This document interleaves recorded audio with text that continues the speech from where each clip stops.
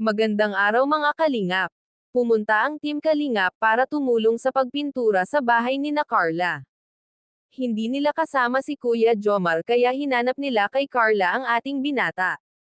Parang malungkot si Carla dahil wala si Kuya Jomar, hindi naman daw nag-update ang binata sa kanya. Nang dumating si Kuya Jomar, makikita ang ngiting pinipigilan ng dalaga. Tutulong si Kuya Jomar sa pagpipintura kaya nagmamadali siyang makarating nang malaman niyang nagpipintura sina Carla sa bahay.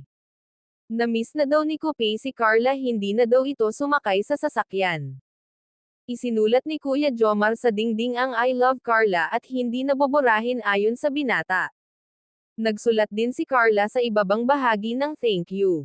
Nag-react si Kuya Jomar na hindi lang thank you ang isusulat, kahit I heart you pwede na. Nilagyan ng pintora ng binata ang mukha ng ating Cinderella at gumanti ito, pinahiran din ng dalaga ng mas makapal na pintora ang mukha ng binata. Naggantihan silang dalawa hanggang natamaan ang bahagi ng mata ng binata. Nag-alala si Carla na baka mabubulag si Kuya Jomar kaya nagmamadali siyang kumuha ng tubig. Tapos ang natagpuan ay soft drinks at ito na ang ginamit pamunas sa pintora. Ang sweet nilang tingnan habang naghahabulan at ang concern ng dalaga. Nag-alala ang dalaga na baka mabubulag ang binata at di na siya makikita nito. Pinahiran ng binata ang mukha ng dalaga ng tisyo para matanggal ang pintora. Pagkatapos si Carla na naman ang nagpunas sa mukha ni Kuya Jomar. Ang lambing ng boses ni Carla habang nag-uusap silang dalawa. Kakain na sana sila nang nadaanan nila ang mga magulang ni Carla at hindi nalilimutan ng binata na magmano sa mga ito. Ang sweet daw ng papa at mama ni Carla, sana daw ganun din sila. Biglang may dumating na table, cabinets, foam, sofa. Nagtulong-tulong ang lahat sa pagbubuhat sa kagamitan na ibinigay ng mga sponsors.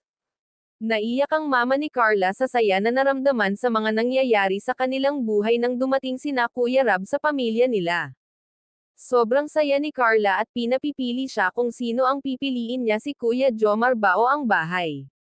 Mayroon daw nagpapasaya ng dalaga pero ayaw nitong sabihin.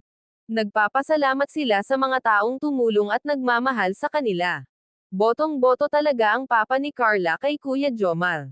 Pinuntahan nilang dalawa si Kofe at sumakay sila para mag-road trip kahit sandali lang. Pupunta daw si Kuya Jomar sa graduation ng ating Cinderella. Naalala nila ang mga lugar kung saan siya unang nakita ni Kuya Rab at noong nagtitinda sila sa lugar.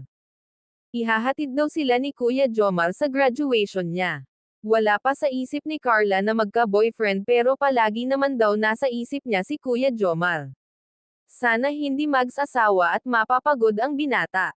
Gusto lang i-update ni Kuya Jomar ang feelings nito, baka makalimutan nito ang panliligaw niya. Ayon kay Carla, nag-improve naman daw ang pagtingin nito sa binata.